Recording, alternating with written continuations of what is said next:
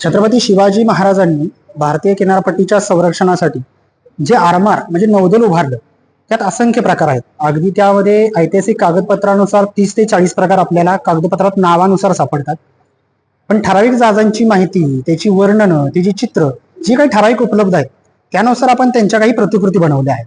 जसं आंग्रे कालखंडामध्ये सेखोजी आंग्रे यांचं गलबत, सदाशिव गलबत नावाचं जहाज होतं.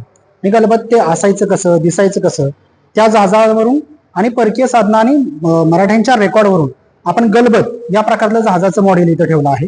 महाराजांचं 2 नंबरचं जहाज आहे ते गुराब या प्रकारातलं, ते 2 नंबरचं जहाज गुराब तेही या प्रतिकृतीच्या माध्यमातून या प्रदर्शनात आपण ठेवलं आहे.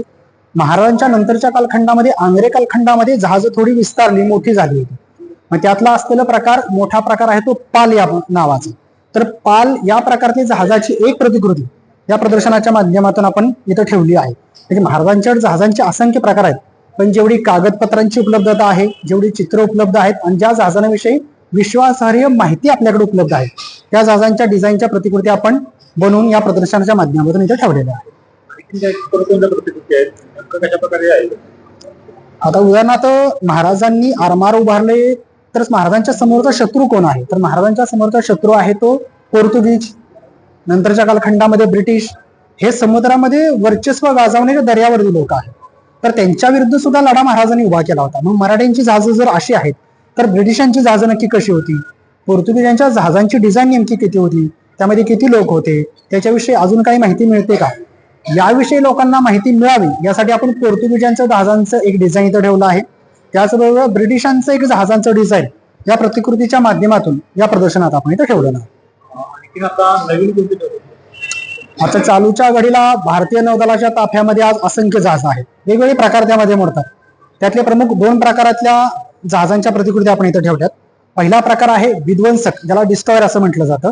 INS विशाखापट्टणम या जहाजाची प्रतिकृती या प्रदर्शनाच्या माध्यमातून आपल्याला बघायला मिळेल. आणि मागच्याच काही 2 वर्षापूर्वी भारतीय नौदलाच्या ताफ्यामध्ये एक भारतीय बनावटीची विमानवाहू युद्धनौका सामील झाली, ती INS विक्रांत या प्रकारातली एक मोठी युद्धनौकेची प्रतिकृती आपण या प्रदर्शनाच्या माध्यमातून इथं ठेवली आहे.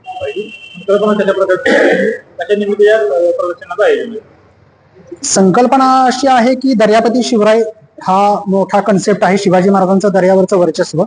आयोजक आहेत ते रामचंद्रपंत बावडेकर यांच्या स्मृतिदिनानिमित्त नीलराजे बावडेकर सर यांच्या माध्यमातून यांच्या आयोजनाखाली 2 दिवसाचं प्रदर्शन इथं कोल्हापूरमध्ये भरलंय आणि आपण त्याच माध्यमातून कोल्हापूरच्या लोकांसमोर हा ऐतिहासिक ठेवा खुला करतो आहोत.